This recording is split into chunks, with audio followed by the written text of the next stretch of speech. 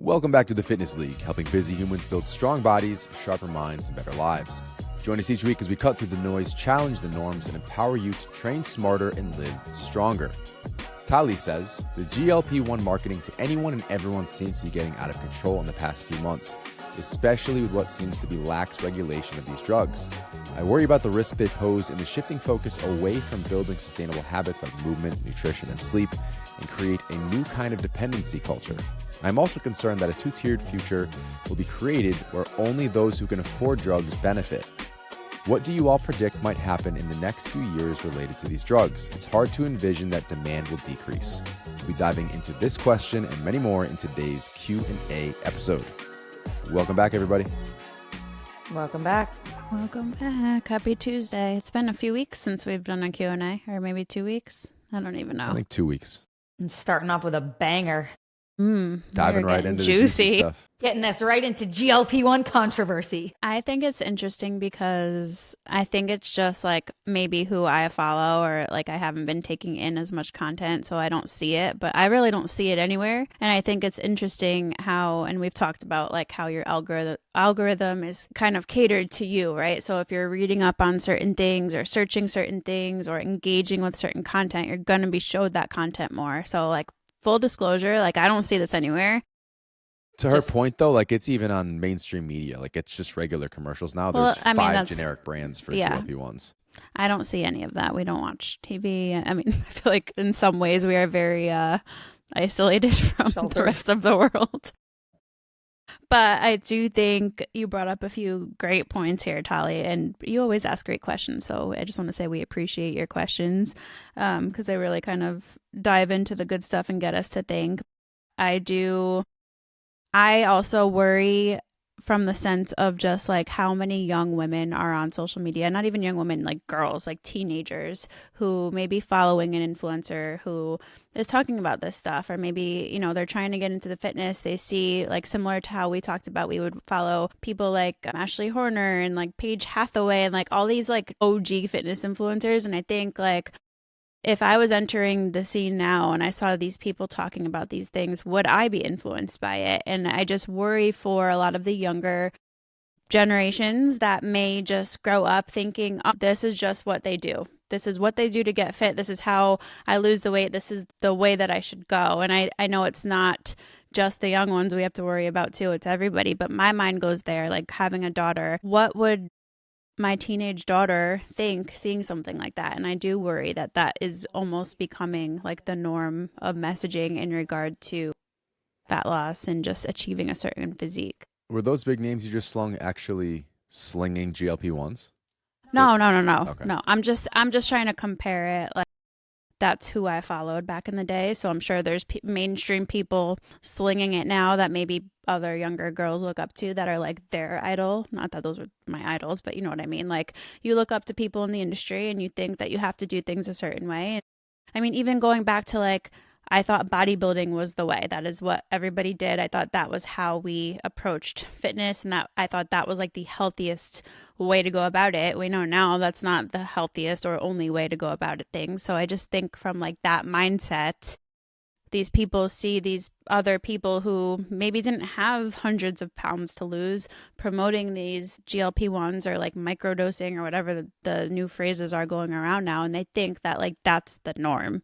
Does that make sense? Yep. I'm going to throw mine out and then maybe Joelle can reel us back into the middle after my take. I'm with you, Tali. I hate seeing the jump right to the, how do I phrase this? The hard push to what appears to be the easy mechanism, the easy way to just get there. And I think we are missing everything in the middle, which everything you just stated is 100% true. And it is such a problem. I think that pharmaceutical companies have found an opportunity to throw out what appears to be an easy solution, solving all of our problems because most of the country's overweight. So, hey, you don't want to work out, you don't want to eat healthy, just, take this injection. What you're doing is creating long-term dependency. You're dealing with nasty side effects, and you're not addressing the root cause, which is the root cause of all of our problems across the country. The root cause being that we don't address the root cause. I don't mean to say that as like a double conundrum, but that's what I'm talking about. We never address the root cause. We slap Band-Aids on these things and these short-term fixes Do you want to be, let's say these become affordable, and right now they're not necessarily super affordable, and they're actually harder to get a hold of because supply and demand, there's a lot more demand than supply, and that's actually creating an issue for those who need it, who actually have diabetes, which is another issue in and of itself. I hate this. I hate it. I love it as a last step when you've done all the other things and nothing appears to be working, and then this finally gets you to that point. But you've already checked those boxes. In my mind, what should be requirements with your doctor, which it's not, but it should be, you're sleeping well. I don't mean just 5 hours of steady sleep. I mean, you're back up to 7 to 8 hours a night. You're eating well, optimal calories, optimal nutrient sources, whole foods, limiting the ultra processed stuff. You're focusing on stress management. And stress management isn't a magic pill that makes you not feel your feelings. It's deep breathing. It's meditation. It's cold plunges or cold showers or whatever you need to do to help you manage stress and build mental resilience. It's training a couple days a week. 3 days a week could be great. Running a couple times a week or riding your bike or whatever it is, going for walks, moving 7,000 steps a day. Only when you do all these things, and I have proof of that, do you get this prescription. That's it. If it doesn't start there, you don't get it, because there's no easy shortcut, and all you're doing is kicking the can down the road and introducing new health issues due to the side effects of this thing that you're not paying attention to. And for those of you who don't actually need it, and I'm saying you in a general sense, I know a lot of you guys listening are totally on board with what we're talking about. Those who are using this and don't have massive amounts of weight to lose, but they got vacation coming up or they want to lose that last 5 or 10 pounds, like, this is not for you. This is not the point of a GLP-1. And if you actually looked into what this is doing, I would hope you wouldn't take it. But all you see is easy weight loss. I just inject this thing into my side and I'm done. I get to where I want to be. That's not how it works. All right, reel us back in, Joelle. I have so many thoughts, and I'm just trying to organize all of them. Might be a hot take here. On one hand, and I'm going to start on one hand and then I'm going to go to the other hand. On one hand, I don't care. I don't care if you want to take a GLP-1 because that is what's going to work for you. And that might ignite the fire in you to start taking better care of yourself and to start eating better and to start strength training. I love that for you. So in the sense of if it is someone's last ditch effort, and I think, Josh, what you're saying is like you have less of a problem with it being someone's last ditch effort and more of a problem with it being the first go-to, which is fair. And also, if it is someone's first go-to, doesn't concern me, doesn't affect me. It wouldn't be my first go-to personally, but if that's someone else's first go-to and that's what they need to do to help kickstart, so to speak, their health journey, like, that's one of those things, like that series that I do that's like, I don't care if you this, I don't care if you that. I don't care. I really don't, because if that's the thing that helps you obtain better health, and obviously then we could get into a different argument of like, you know, the side effects and are you getting into better health and what are the, you know, long-term side effects? That's a whole different conversation. Let's just sideline that conversation for a minute. If this is the thing that is going to allow someone to start feeling better in their skin, to start losing the weight, to start decreasing their comorbidities, great. Here's where I poke the hole, though, and I'll let you take it back over. I don't see this jump starting all those other things. I see this as all that they're going to do. And I think if you've lived your whole life and now you're 35, 40 years old, you're morbidly obese or very overweight, and you haven't done any of those things, and you start taking these injections and you see some progress and then you decide to stop, you're not changing anything else along the way. You haven't educated yourself. You haven't sought, Agreed. external resources. It's not going to happen.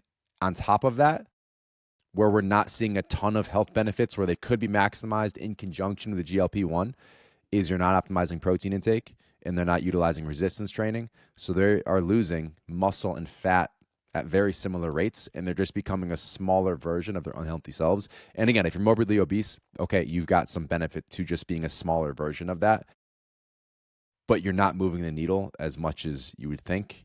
So my pushback would be they're not doing the other things. Again, fair. Again, also doesn't necessarily concern me. Again, also when you need a coach in the future because you came off of a GLP-1 and you gained all the weight back, I will still be here. Our team will still be here. Like, I think that's what I mean. First of all, I think this subject in and of itself is so nuanced, because you have the like people who are using them correctly, and maybe it is their last ditch effort, and they're not doing it for vacation vanity weight, and they are doing it because it was doctor recommended, and maybe they started as a type 2 diabetic and now they've reversed their type 2. Like, there's so many positive things about it, right? And then you also have the category of people who are misusing them, who shouldn't be prescribed them, or who are obtaining them in ways that they shouldn't necessarily be obtained. Or you have the subset of people who are using them and solely relying on them instead of lifestyle, modification and behavior modification. And that could be problematic. And you have the other people who it's changed their lives.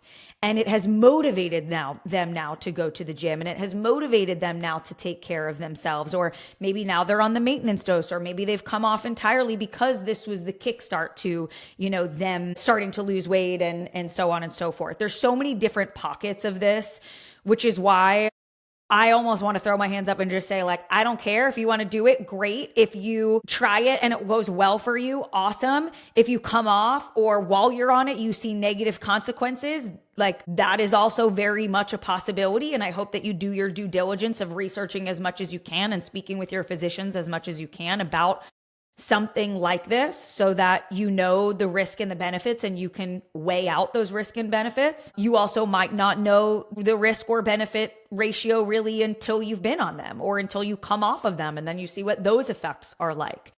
So I just kind of err toward people are adults and they need to make their own decisions when it comes to this stuff. And I see them as being really beneficial in a lot of ways. I see them also as being really problematic in a lot of other ways. I think, Josh, what you are getting at is not the drug itself. I think what you are describing is a much broader issue of a certain demographic of people that might be most gravitating toward this type of drug, and your association with how that person lives their life as a whole versus the drug as the issue. Because you may have issues with the GLP-1s themselves, but I think what you're describing, correct me if I'm wrong here, I think more so what you're describing is like the person who's grabbing this, and not everyone, because I don't want to make that generalization, but the person who's gravitating toward this is the person who maybe does want the quick fix, doesn't want to play the long game, doesn't want to change your behavior. And I think your issue is more with that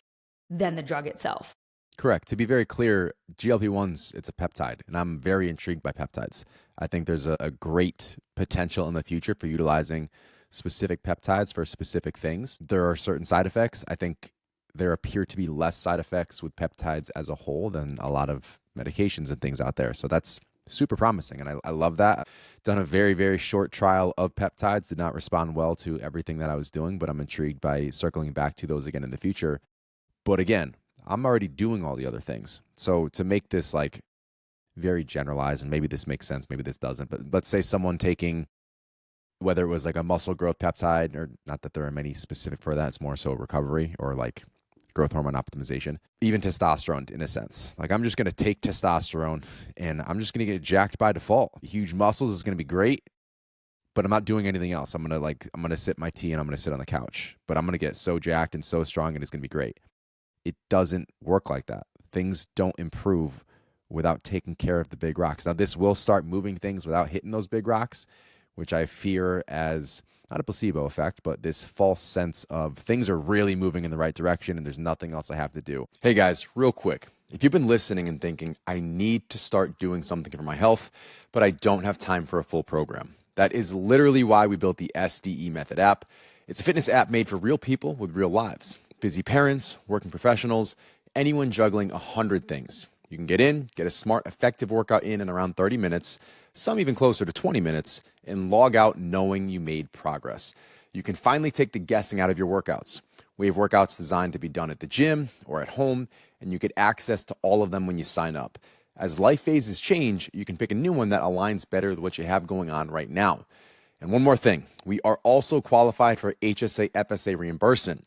So just hit the app link in the show notes, start where you are, we'll help with the rest. All right, let's get back to the show. And the reason I get a little fiery over this is, you're right, Joelle, it's a certain demographic that's using it that I don't think is going to make the changes. The problem and the reason I'm fiery is I believe the majority of those using it are in that demographic, because we wouldn't be in the situation we're in as a whole, as a country, if that wasn't the case. That is the demographic. You already didn't want to change. We've seen that. We're not educating ourselves. We just don't want to do the work. We don't, and it's not even work. It's the simple things. We're not even starting with the simple things. And that's a frustration. I think the other thing that really just irks me, I agree with everything both of you have said, by the way, but the other thing that I get annoyed with, and that Tali is probably seeing, is the influencer push about this. And I've had GLP-1 brands, companies reach out in the past, and what they're offering to pay, like it was thousands of dollars that they were offering to pay me to promote a GLP-1.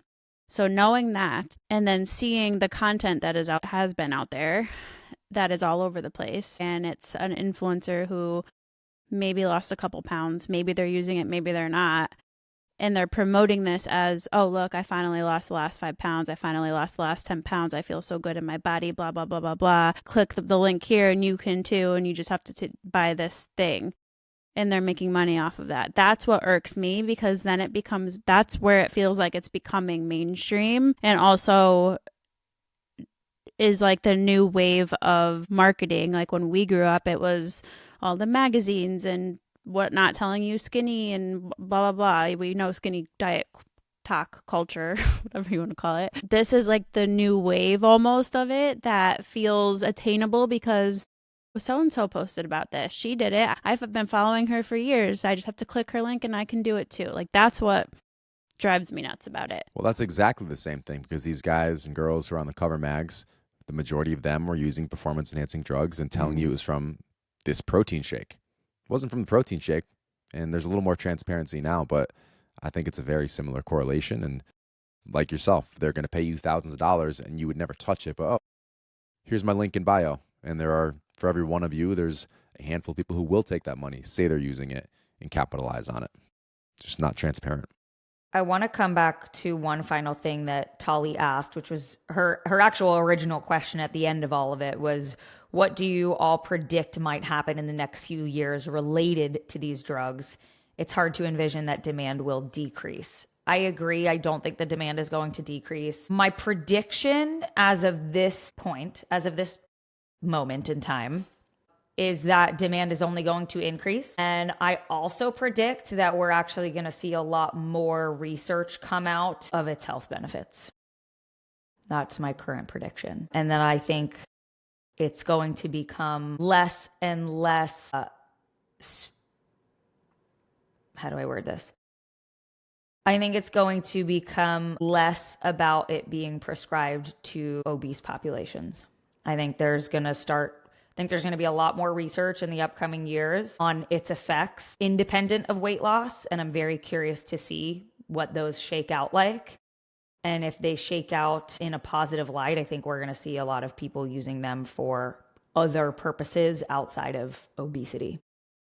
And I'm not saying that's good or bad. I'm just saying that's my prediction. This might just be my feed. I have seen more recently, and was it just my feed or is it actually on TV? Not that we watch much TV, so it must have been my feed. There's been more recent coming out about like the unknown side effects. People took this stuff, didn't realize. And like, for example, the one there's a huge lawsuit about the stomach paralysis. Yep. I didn't know this. And it's irreversible damage that these guys didn't know about when they're taking it. So that's, again, kind of my driving factor here. I think to your point, Joelle, there was also some people are microdosing for neurological benefits, right? Is that the use case there? I'm starting to see neurological benefits, also things like cholesterol, blood pressure, independent of fat loss. I also saw something recently about it actually being used for addicts who have substance abuse issues, that it's taking away that craving really for a substance that's being abused. That stuff to me is so cool, because I'm like, wow, like that's, talk about something powerful. Again, there is a massive lawsuit. I did see that recently, Josh, that was related to, I think, like you said, the stomach paralysis. There was also something else about vision. It was like gastrointestinal intestinal There were like injuries. 3 things on that list, I feel like. Yeah. Vision loss and eye damage, the gastro issues. And I think there were other things related to that, like bowel obstruction, possible kidney complications, possibly blood clots, I think was in there. So there is this huge, I believe, class action lawsuit that I think is pretty much against like all of the GLP companies. And at the same time, there's also a lot of positive research coming out. So again, this is where I say like, hey, do your due diligence, be an informed consumer, learn as much as you can. I'm never first to hop on the bandwagon of anything. I like to like sit back and let things shake out and then make a decision later on. So I still kind of feel like we're in that we got to see how this shakes out phase. I'm with you. Laura says, no question, just wanted to say thank you for being super motivational to me and a shout out to Coach Robin. Can't wait for the TFL app. Katie says, are there any specific labs you'd recommend a woman request newly postpartum or any training or nutrition advice? Currently 6 weeks postpartum, feeling great, have introduced movement, short runs, and a 30-minute lift 2 to 3 times a week.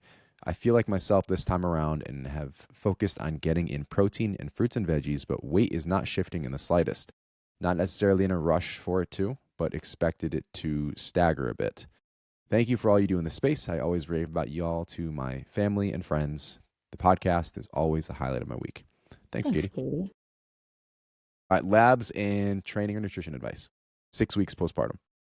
One, it sounds like you're doing some really awesome things already. You're 6 weeks postpartum. You've reintroduced exercise. You're going on short runs and 30 minutes of lifting 2 to 3 times a week. You are in a really, really great spot. And I don't really recommend you change anything there. Certainly pay attention to how you feel. If you need to scale back, if you feel ready to scale forward, then, you know, have that. The skill of auto regulation is helpful there. You mentioned you're focused on getting in protein and fruits and veggies and that you feel great. So I would continue doing all the things that you are doing. I know you said not necessarily in a rush, which I also think is great. 6 weeks postpartum, there's still a lot going on hormonally. I would also question how your sleep currently is, how much sleep you're currently getting, how broken that sleep is. And also if you're breastfeeding, because that's going to be a factor as well in your caloric consumption and potentially the kind of rate of your fat loss. So in general, I think you're doing all the right things. I think I would suggest continue doing what you're doing. And if another few weeks continue to go by where you're not seeing any difference in body composition or weight or any other kind of metrics like that, then I think you could reassess things like caloric intake. I don't know if you're currently tracking. That's a whole nother thing that you could potentially be doing just to see where you're currently at. If you are breastfeeding, a lot of people tend to be ravenous when they're breastfeeding. You might be eating more than you think you're eating. That could be contributing to weight not coming off. But again, it's not something that we have to super duper rush in the early postpartum. You are still very early, but I would say you have the behaviors down. Keep doing what you're doing, and you could always reassess calories in a few weeks and go from there. Alessandra, anything you'd add to that? No, I think you covered everything I was planning on saying. And labs, I really wouldn't recommend getting labs at 6 weeks postpartum. It's still so early. And if you are breastfeeding and you do or don't have a cycle back, like all of those are going to play into your hormones and your labs anyway. You're not going to have totally quote normal non-pregnancy / postpartum labs. Like things are still very early. So if you're feeling good, I don't think that you necessarily have to get anything run. Down the line, if you start feeling something that doesn't feel right, then it's potentially something to explore. But I don't think that you need to get baseline postpartum labs typically. Alicia asks, how do we know when to start using a belt to lift heavy? Nuance matters. My deadlift PR is 300, back squat 215, beltless. Is there a feeling I will get when a belt needs to be added? So far, I don't think I need one, but I'd like to keep an eye out for signs. Wow. I'll just say, as an old person, I'm all about the belt immediately, just for preventative. I don't care if I'm lifting 200 pounds. Put it on, save my back. Throw some I don't know if I agree knee with that. sleeves on. Alicia, those are some big numbers. So props to you for hitting those belt lists. I would say it's not as much like you're going to get a feeling that you need a belt one day randomly, like especially you're already up pretty high for both of those. So I would say just try it. Throw a belt on for your next squat day and see how it feels.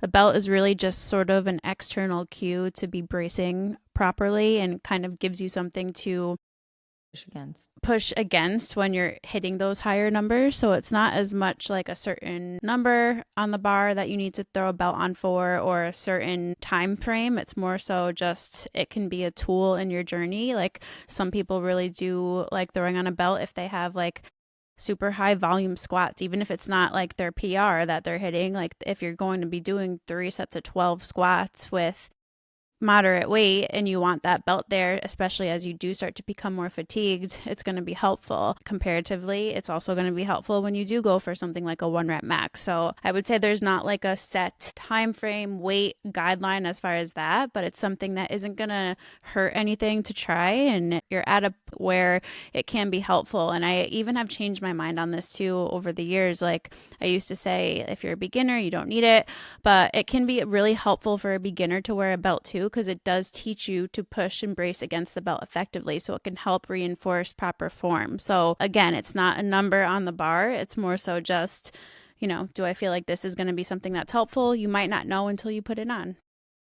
That's my take. Agreed. Caitlin says, my question is about the hip abductor exercise and machine.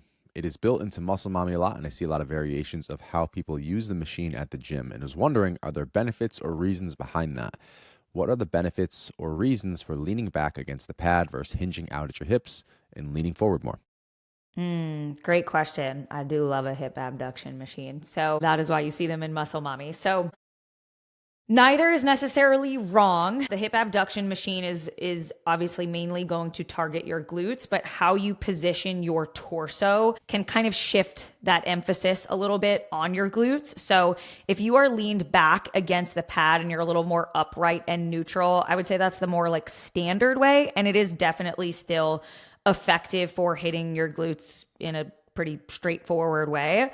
Personally, I am team leaning forward, kind of that hinge at the hips. What that's going to do is basically change your hip angle and put your glutes, especially glute max, at a more lengthened and stretched position. And so when the glutes are in that more lengthened and stretched position, you can typically feel like a stronger glute contraction in that position. So personally, that is what I do. I am team lean forward. Again, neither is wrong. It's more about what feels good for you, what feels comfortable for you. You're going to strengthen your glutes either way in either of those positions. But you might find that forward lean gives you just like a little bit more bang for your buck in that glute contraction. And that's going to be true about a lot of things. So if you can find a position where you're getting a deeper stretch, you're typically going to get more activation. But anytime you change an angle, you're basically changing what's firing most. So incline to a high incline press versus a flat press, obviously. So little things to think about, and it's fun to play with. So if you see like a standard movement in our app or any other app that you're using, play with different angles, play with the different height on a cable fly, and just see what feels the best. See what gives you that best stretch. To me, I think that's one of the most fun parts of lifting, is experimenting with that and walking out like, oh man, that little variation changed the game for me. I think that's also such an underrated part of the lifting experience. Like people get so caught up on doing it the quote unquote right way that they don't experiment with it at all or see what works best for their bodies and what works best for their mind muscle connection. So don't be afraid to do things a little bit different if it feels better for you, especially if you're somebody who is an app user and you are on the programs are made for the masses, right? So if you need to switch things around or do things in your own way because it makes most sense for you and your body and your lifestyle and your schedule or whatever it is, do that. That's okay. It's not like there's one best way, like most optimal training program. It really comes down to what's most optimal for you, and you won't know that until you experiment. Someone who's really, really good at that, and I think he's very well known for it, is old school bodybuilder Charles Glass. Like he'll take a random machine and do a completely different movement on it, and he'll put videos up on that. I remember our old gym, our old Anytime, I never used the Nautilus machines. It was like the borderline useless Nautilus machines, but the chest press, I would put my knees up against a seat and actually do a row with it. And for whatever reason, that fixed angle was one of the best contractions I've ever had. So again, just the gym is your lab. Go have fun with it. Jen says, I am new to running. The only issue I'm experiencing is calf pain. My calves feel like they are on fire when I try to run. I know that part of this takes time, but is there anything else I can do to make it a little better? My calves are not unnecessarily sore the next day either. It's only when I'm running. My first thought is it might be your shoes. It might be the way that you're landing. So if your calves are super sore while you're running, you might be landing more like toe ball heel versus midfoot.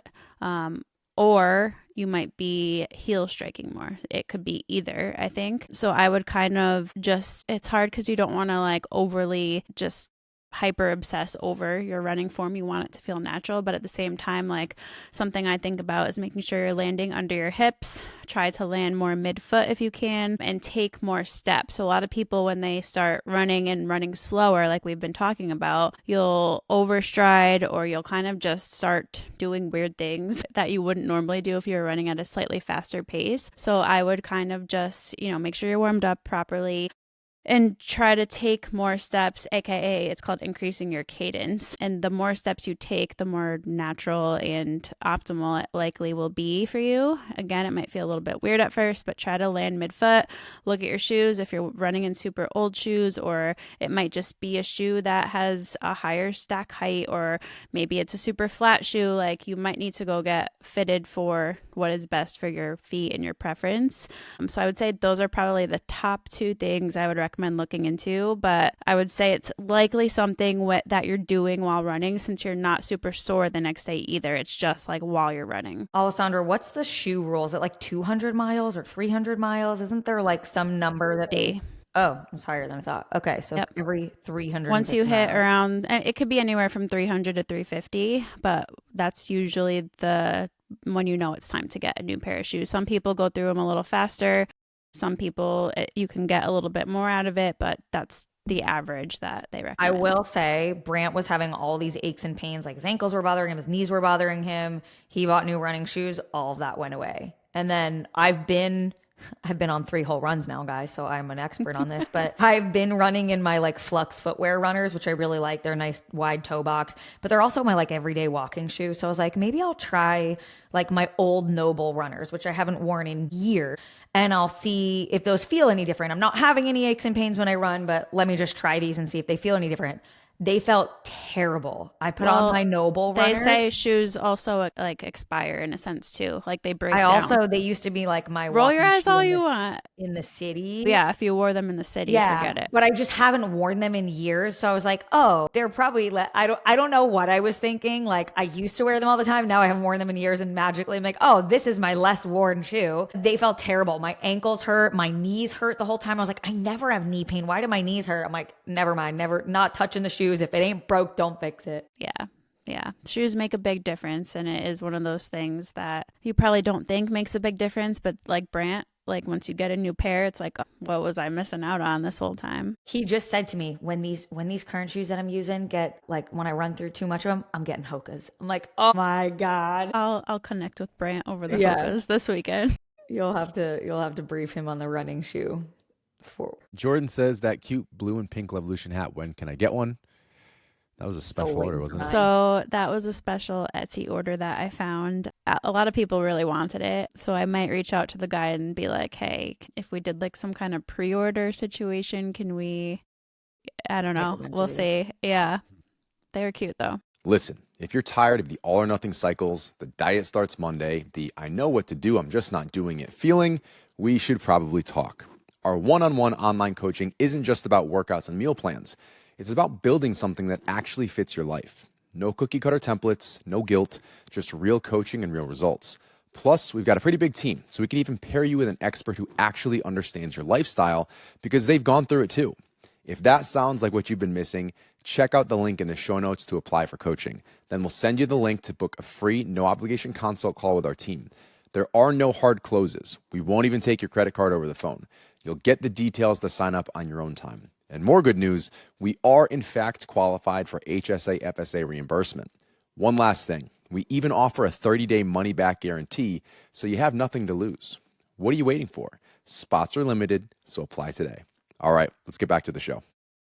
Her actual question, if you pull a muscle in one shoulder, what is most optimal? Let that shoulder rest, but should you still do upper body with just unilateral movements with the other arm, or nothing altogether until you heal, or drop the weight bilaterally? Will it make any difference? Also, rip to your chickens. Poor chickens. Oh man. If it's just a pulled, what'd you say? It was a pulled muscle? I mean, if you pulled it on Monday and you're just kind of waiting for it to heal, I would rest. Like, don't overwork it, let it rest. But if it's more so like something that's been kind of nagging you and bothering you for a while, you don't want to just give up upper body altogether, obviously. So I would still lean more unilateral. Definitely don't do anything that you notice like makes it worse or you feel it more on. But I'm team unilateral. I think that's a great option. Not necessarily skipping that arm, but maybe opting for movements that don't aggravate it, if that makes sense. There's also a good bit of research showing that when you work your non-injured side from a neurological, like neuromuscular standpoint, it can help the recovery of your injured side. So I am team still work what you can. For anyone unaware, we have a Bobcat problem over here in the good old CT. We're traumatized. I was outside with the kids yesterday, so we've lost a couple chickens now.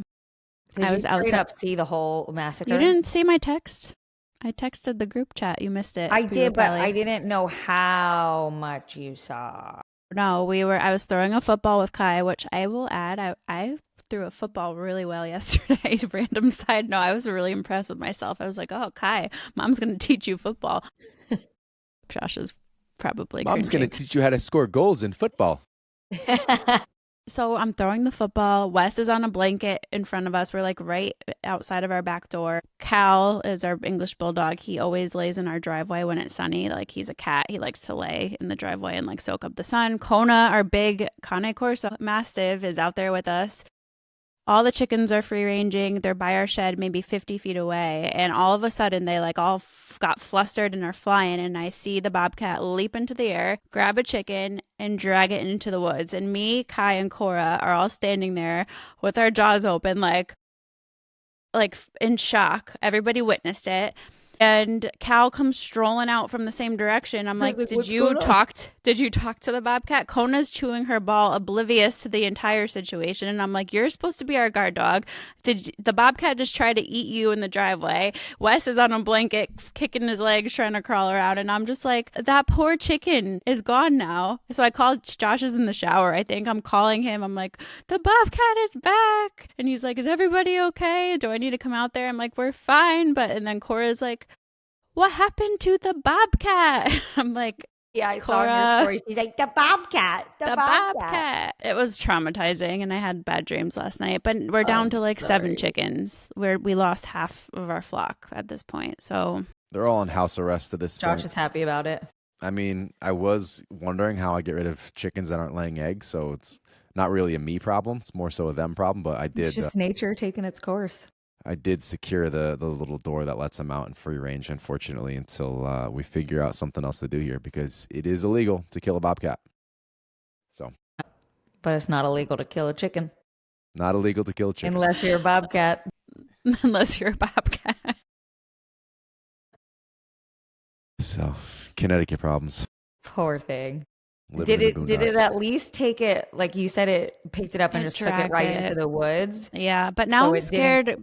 I'm scared to let my kids, because I let Kai and Cora out and play by themselves. Me out. So now I'm like, I can't let you guys play outside by yourselves anymore, even with Kona out there, because she doesn't do crap, apparently. We need to get another guard dog now. I was like, Josh is probably looking for another dog to add to our clan after this. No, I was just thinking about how risky it'd be to take this thing down with a bow and arrow and bury it in the woods, but I'm pretty sure that's big, big trouble. It's not.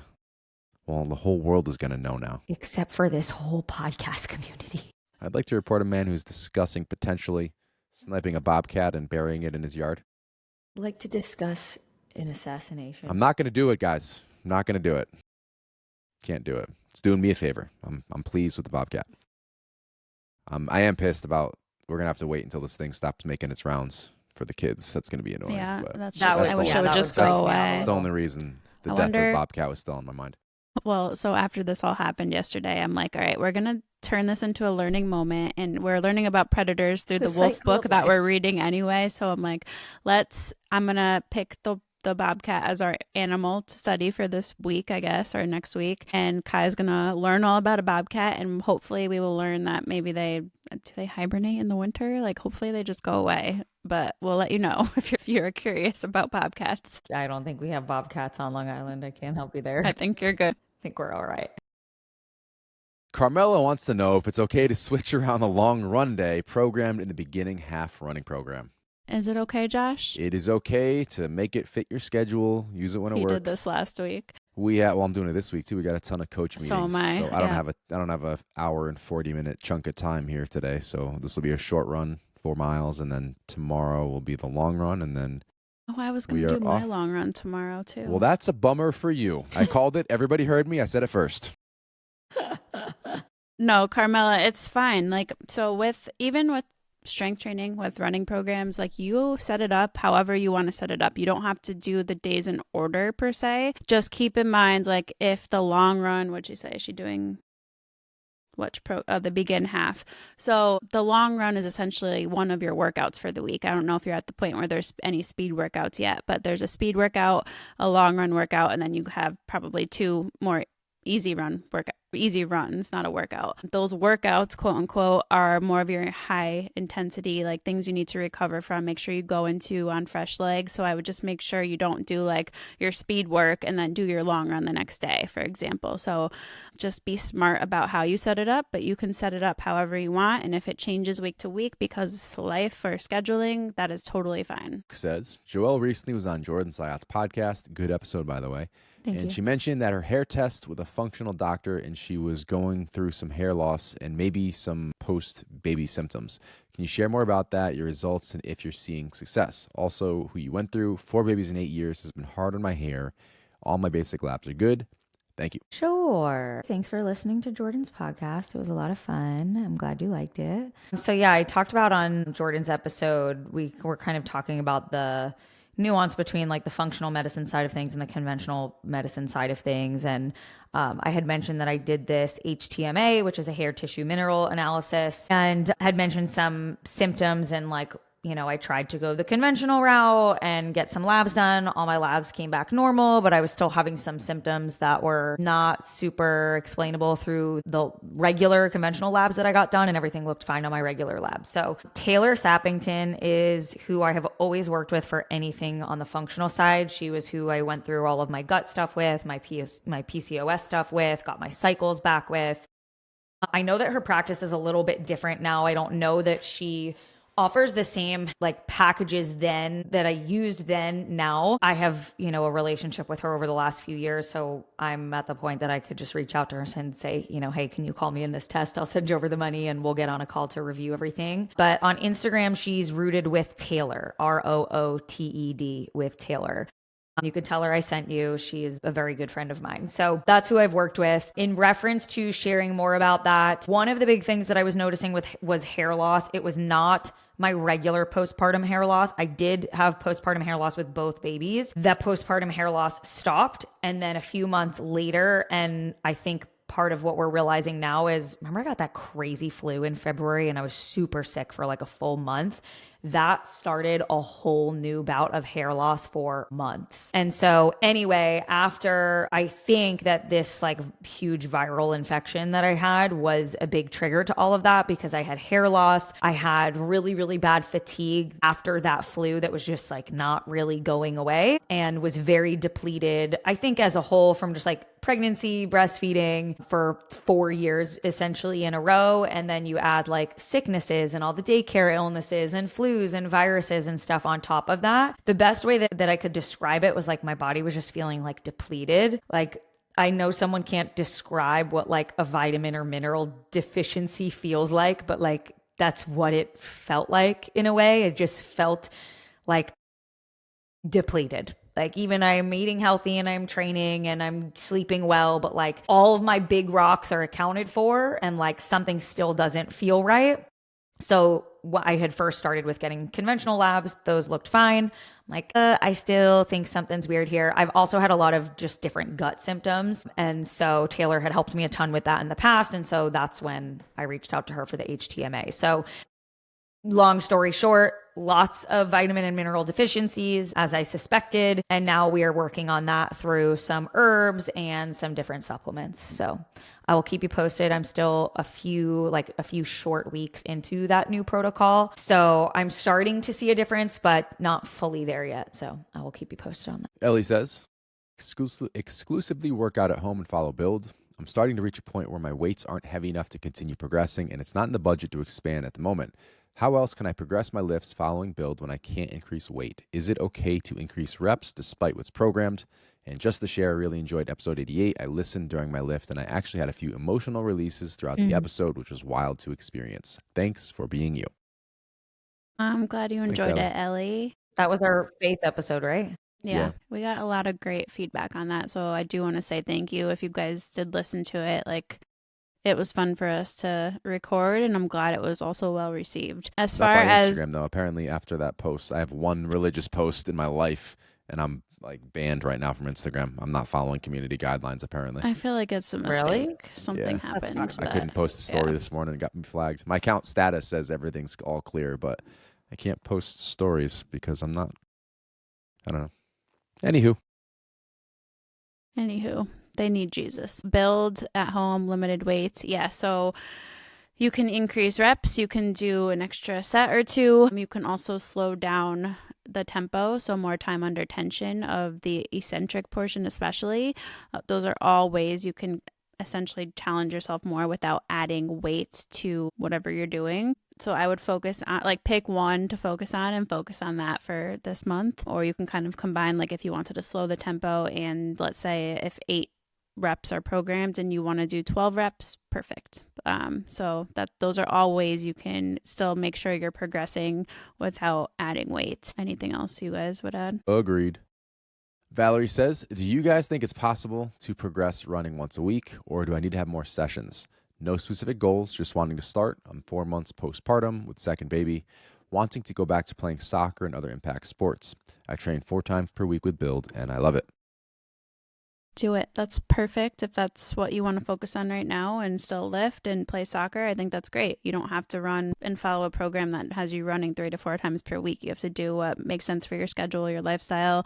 And if you get to the point where you want to add in more, you can therefore do that too. But you're at a good point. You're still early postpartum. So I think once per week is great. And that's what Joelle's doing too. I was going to say, as someone who is currently in this era of running once per week on average, you will see progress. I am 3 runs in, and I am already seeing progress cardiovascularly, of being in lower zones than I was previously in my first 2 runs, and not having a sustained 198 beats per minute heart rate for 25 minutes.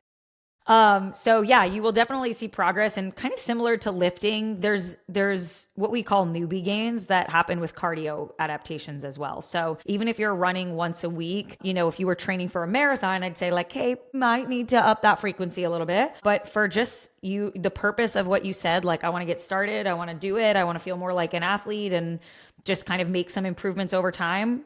Great. Once a week is a great place to start. You have the newbie gains of running and also the newbie gains being postpartum. So you're going to see great progress just across the board. Like, you'll probably be able to see linear progress for a good chunk of time just by doing it once per week. Well, Sandra, what's the distance rule of like how soon and how much you're supposed to increase distance? In general, 10%. Like, total weekly volume increase by no more than 10% per week, just to avoid injury, overtraining, overworking. That is gonna, like, similar to lifting, we have to progressively overload our runs too. So a lot of people like will run once per week and then be like, oh, I feel really great, I'm gonna run 3 times next week. Oh, I feel really great, I'm gonna run every day the following. And like, that's not what we want to do. We want to slowly increase 10% per week. It's gonna often feel slower. And I also, how I program most running programs is I'll do 2 or 3 weeks increasing, and then we'll have a down week, and then we'll do 2 or 3 weeks increasing, and then a down week. It kind of just helps overall recovery and fatigue and whatnot. So you don't feel like you have to always be going up, up, up, up. You should be going up, up, kind of maintain, allow your body to recover. Up, up, maintain, allow your body to recover. Katrina sneaking one in at the buzzer. This question is about your guys' new homeschooling journey. It seems like a daunting task, but I find it very admirable. I worry about my kid in schools as well, and I would like to see more of your journey and format for this. I saw Alessandra's post about your first day with the kids, and it looks so nice. My question is, what are the difficulties with homeschooling as parents? How do you guys manage work and schooling your kids? This might be a question to come back to. Thanks. Like, we're on day 1. We'll let you know. Day 2. Hey, it's week 2 or week 2. Yeah, week 2. And I will say before you take it, like a lot of people said this or had questions about it in the DMs and whatnot, but like we loved Kai's teacher this year and we generally like the school system that we're in. So this wasn't a direct, we got to get him out and get him out now because of the school and because of everything that's going on. This was something that just felt like the right thing to do for our family. And when we made the decision, we were very at peace with it. So as far as what we're being guided towards and plugging into this universal consciousness and faith and God and all that, like this is where we're being drawn to at the moment.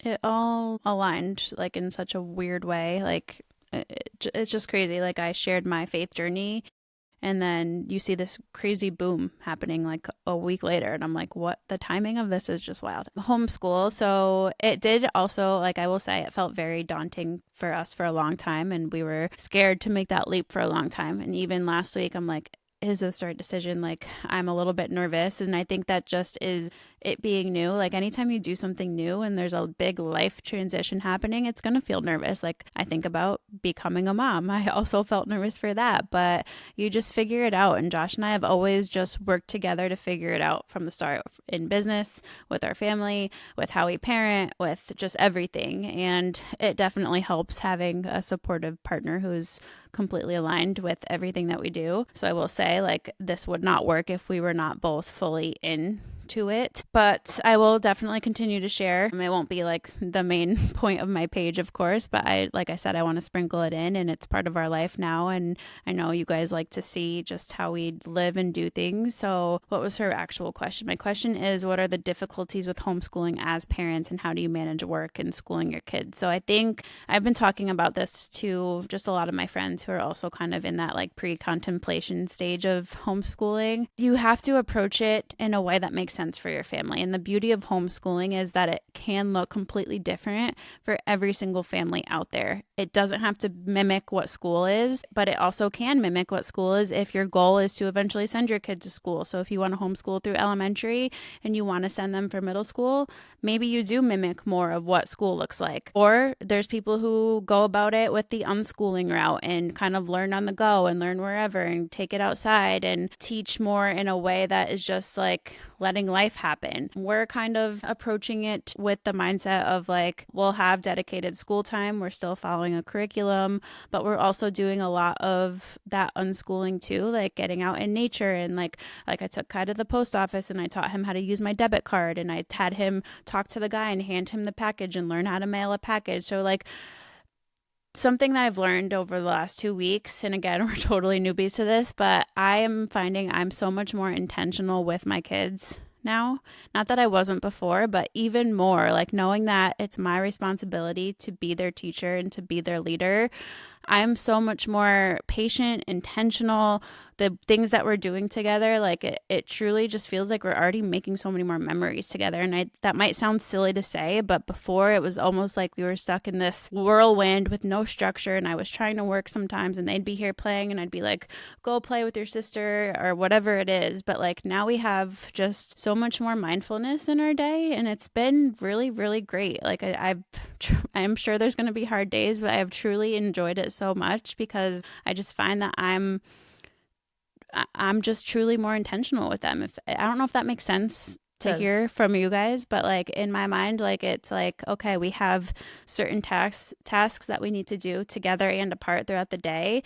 And it's almost been this challenge of like, okay, I got this. How can I fit all of these pieces of the puzzle together and still make sure I'm doing things for the business, things for me, homeschooling them, still have unstructured playtime. Like it's been really, really fun, I will say. So that's my take so far. You have to be intentional. There's so little time with all the things that we have to do that like every moment counts. But at the same time, when he's in school, Annie's gone 7.5 hours a day, and then you come back and it's basically this weird spurt of time, and then dinner, and then getting ready for bed, and then bed. Like, you can't go do anything. Everything's really rushed versus like if we go do something, it can just be an experience and it can be on our own time and it can be what we want it to be. There's no rush and you're just there. So it's been interesting, and like full transparency, like we're about a week-ish into this. Alessandra's tackled this from the start. Like, we had a conversation where we're both, this is something we want to do. We're kind of finding our footing, and not that I'm transitioning away from being the work heavy, because we can't. But figuring out where my role in that is going to be. If she's doing, the traditional quote unquote schooling, not that it's the same as school, but call it that for the sake of this conversation, earlier in the day, I take Kai outside and maybe we make a fire, or we practice sports, or, we do something, we go out in nature and we're doing things, and I've got all the kids, we're juggling and making a little thing of it a bit more casual, but it kind of gives me a little more hands-on time with him to go into those more extracurricular categories, leadership and business and things along those lines, where it's more show and tell than like, let's sit down and study and learn and read and practice this thing. It's just, these are the things that I'm doing. Here are the reasons I'm doing it. We even talked about, as far as getting real unconventional, like I want to give Kai 4 or 5 of the world's biggest problems right now and have him think about solving those. And have that be kind of something he's consistently working through over the years. Like, here are things we're dealing with. Here are things we're struggling with. Like, how would you solve those? And just get his brain turning. And who knows, maybe that turns into a passion of his and he runs with it once he's, working age. But the sky is the limit. There's you take this in any potential avenue that you want to. Kind of like we talk about with the businesses, like they're living, breathing organisms. Our kids' learning journeys are these living, breathing, adaptable things that will go where they're supposed to go. I just think it's really cool too that like now that we are in charge of this, like everything can be a learning experience. And that's what I was trying to get at before with like the post office thing. Like, if we picked up Kai from school and let's say I had to mail a package at the post office, I probably wasn't going to, I would leave him in the car with Josh and Cora and Wes, and I would just run in quick because we're on a mission to get things done before soccer practice or before dinner. And it's like, I feel like we have more time to do these things together now, in a sense. So that's what I meant by being more intentional with them. And it just feels like it's opened up a whole new door for us. And so far, I'm really, really loving it and enjoying it. And so far, Wes and Cora have been great. I know that was another question, like, how are you going to do this with the little ones? But I've been doing the biggest chunk of it during Wes's first nap. And Cora literally for over an hour today sat and colored by herself and didn't say a peep. I'm like, wow. But I know she's like every so often she would like look up at us and like kind of chime in with like something, and then she would just go back to coloring. And I'm like, this is so cool to witness, like her soaking it in, but also like seeing him connect certain things. Like, I'm not trying to be preachy, but so far I really just, it feels so right for us. So It's felt right from the start. It's been something we've been intrigued by for one reason or another for a while. Again, the stars aligned at this point in time. It was the time to take the leap. We have never been people to settle for anything. And if there's something that we feel we can do, not that we can do better than other teachers, but that we can do better for ourselves and for our family, and something's just not working right or doesn't feel right, we don't just accept it as the norm. And that is across the board with all things life. How do we get the most out of this very short period of time we're on this blue little marble, and optimizing our time together as a family and doing things in this way? That's part of it. That's part of our philosophy on life. So hope you guys appreciated and enjoyed this conversation. We were getting a ton of feedback. There was one you skipped on. There was one question. Oh, I thought you were ending the episode. Are you not? I was. You skipped a question from an anonymous person. I wanted to make sure we got it. I'm not sure how I missed that one. Anonymous number 351, newly pregnant, about 5.5 weeks, track my cycle very closely. Since conception, my HRV has been trash, making my Garmin say unproductive and sleep score is terrible. I feel okay, definitely fatigued and not down and out. Is it one of those follow your body, not your watch situations, or should I be resting? Yeah, Follow your that's body. exactly what it is. Your wearable data is just going to suck for pregnancy. Just expect it to suck for the next 9 months. There's unfortunately no switch on Garmin to tell them that you're pregnant, so they don't know that you're growing a human, and they're going to just assume that you're dying inside. Not to be dramatic, but yeah, I would, if it was me, I probably just wouldn't sleep with it and use it for, like, if you are working out and want to track that, that's great, but it doesn't really matter at this point. Focus on how you're feeling. All right. So with that, I'll circle back. Hope you guys like this episode. We got a lot of great feedback on episode 88. If you guys missed that one, just not that we've shared much on a religious journey, and I haven't been very religious. We haven't been very religious, but we've had a certain call to faith recently and kind of detailed that experience and that story over there. So we appreciate the love. If you really want to show the love, it would mean the world to us if you have not left us a 5-star review at wherever you're listening. Drop that quick 5-star. It helps this podcast reach a larger audience. We don't, there's no ads on this. It's not monetizing it. We just want to help the world, make the world a happy, healthy place. And you, as the Fitness League, being a part of this community, have that one simple role.